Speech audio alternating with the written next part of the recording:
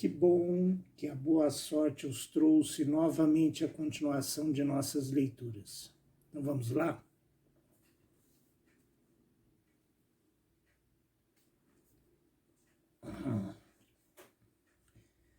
Trezentésima, quadragésima primeira noite.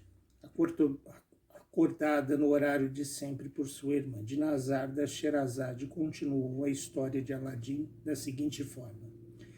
Impaciente o sultão. Diz-me, pois, repetiu Aladim, onde está o teu palácio, onde está minha filha? Rompeu então Aladim o silêncio. Senhor, disse ele, bem vejo e confesso que o palácio que mandei construir não está já no lugar onde estava. Vejo que desapareceu e não me é possível dizer também a vossa majestade onde possa estar. Mas posso assegurar-lhe que não tenho parte alguma neste acontecimento. Não se me dá do que é feito do teu palácio, replicou o sultão. Estimo 1000 vezes mais a minha filha. Quero que me dê contas dela, senão mandar-te-ei cortar a cabeça, e nenhuma consideração me impedirá de assim o fazer. Senhor, replicou Aladim, suplico a vossa majestade que me conceda 40 dias para fazer as minhas diligências. E se neste intervalo não consiga nada, dou-lhe a minha palavra que daria minha cabeça no pé do seu trono, para que disponha dela à sua vontade. Concedo-te os 40 dias que me pedes, disse-lhe o sultão. Porém, não imagines abusar da graça que te faço, querendo escapar ao meu ressentimento. Em qualquer lugar da terra que possa estar, bem saberei achar-te. Retirou-se Aladim da presença do sultão com grande humildade e num estado que fazia pena.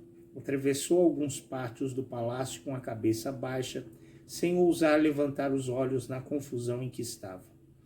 E os principais oficiais da sua corte, que lhe deviam 1000 atenções, ainda que amigos, em vez de chegar-se a ele para o consolar ou para oferecer-lhe um asilo em sua casa, lhe voltaram as costas para não ver e para que ele não pudesse reconhecê-los.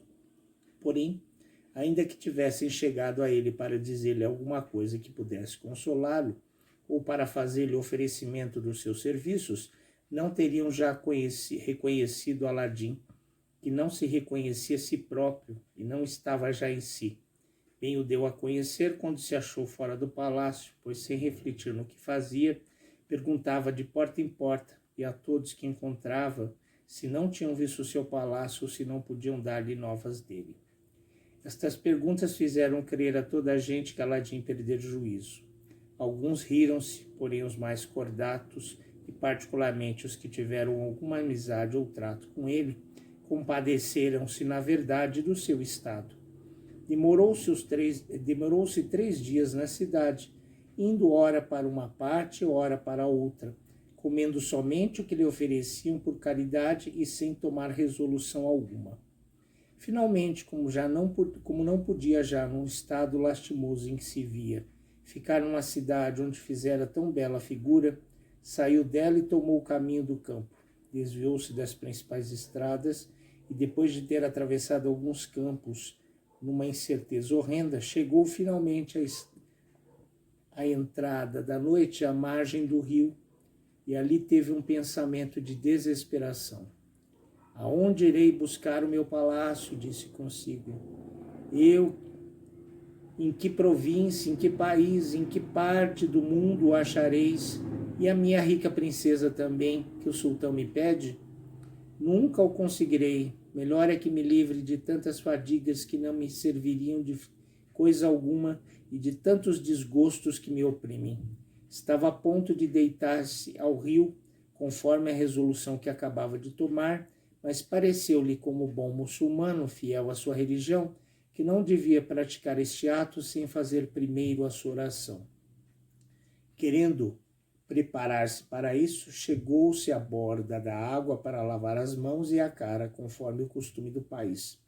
Porém, como esta paragem fosse um pouco íngreme e banhada pela água, escorregou e teria caído ao rio se não se segurasse numa pequena rocha elevada de terra, coisa de 2 pés. Por fortuna sua, trazia ainda o anel que o mágico africano lhe metera no dedo. antes que descesse ao subterrâneo para ir buscar a preciosa lâmpada que acabavam de roubar-lhe. Roçou este anel com bastante força contra a rocha, segurando-se. No mesmo instante, o gênio que lhe aparecera no subterrâneo, onde o mágico africano o fechara, lhe tornou a aparecer. Que queres? Disse-lhe o gênio.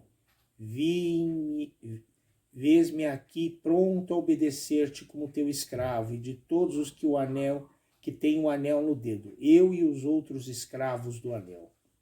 Aladim, agradavelmente surpreso por aparição tão pouco esperada na desesperação em que estava, respondeu: Gênio, salva-me da segunda vez, ensinando-me onde está o palácio que mandei construir, ou fazendo que seja arrebatada imediatamente para onde estava. O que me pedes, replicou o gênio, não é da minha competência. Sou somente escravo do anel. Dirige-te ao escravo da lâmpada. Se é assim, replicou Aladim, eu te ordeno pelo poder do anel que me transportes ao lugar onde está o meu palácio e que me ponhas debaixo das janelas da princesa Badu-Badur. Apenas acabou de falar, logo o gênio pegou nele e o transportou para a África, no meio de um vasto prado, onde estava o palácio, pouco desviado de uma grande cidade, e o pôs precisamente debaixo das janelas do quarto da princesa, deixando-o aí. Fez tudo isso num instante. Não obstante a escuridão que fazia muito bem, conheceu Aladim o seu palácio e o quarto da princesa Badu-Badur.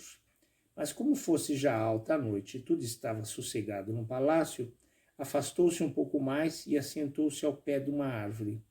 Ali, cheio de esperança, fazendo reflexão na sua felicidade, que devia a um puro acaso, achou-se numa situação muito mais agradável do que quando fora preso e levado diante do sultão, livre do perigo presente de perder a vida.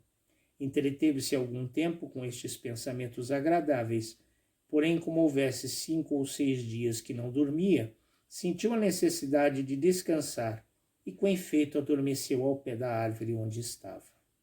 No dia seguinte, logo que a aurora principiou a aparecer, foi Aladim agradavelmente acordado, não só pelo canto dos pássaros que passaram a noite sobre a árvore, a cuja sombra estava deitado, mas também sobre as árvores frondosas dos jardins do seu palácio. Lançou logo os olhos sobre este admirável edifício e sentiu então uma alegria indizível de ver-se a ponto de em breve apossar-se dele e ao mesmo tempo de possuir ainda uma vez a sua querida princesa Badu-Badur. Levantou-se e aproximou-se do quarto da princesa. Passou algum tempo debaixo de suas janelas, esperando que amanhecesse mais e que pudesse avistá-lo. Enquanto esperava, discorria consigo de onde podia ter procedido a causa da sua desgraça.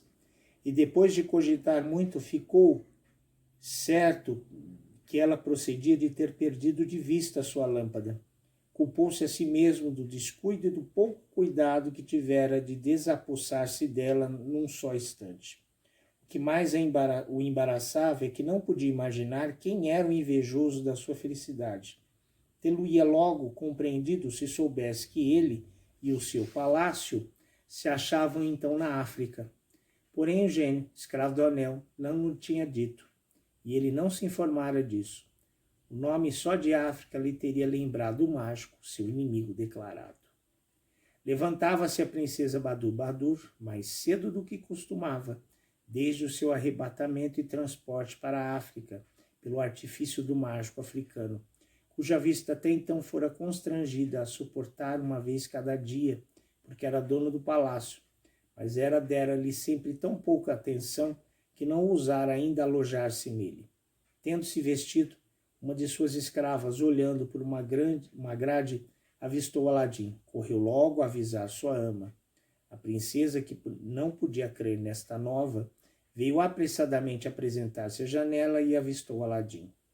Abriu-a logo. Com a bulha que fez a princesa abrindo, levantou Aladim a cabeça e a cortejou com ar que expressava o excesso da sua alegria. Para não perder tempo, disse-lhe a princesa: foram abrir-vos a porta oculta, entrai e subi, e fechou a janela. Nesse instante parou de falar Sherazade, porque via que era dia. Continuando a história na noite seguinte. Aladim, por um acaso, conseguiu lembrar-se do gênio do anel e ele o transportou até o seu palácio e a sua querida princesa. Mas de que meio servirá Aladim para recuperá-los? Como poderá novamente estar com sua querida e amada princesa Badulbadur? Veremos na continuação dessa história amanhã. Aguardo todos vocês. Alabei.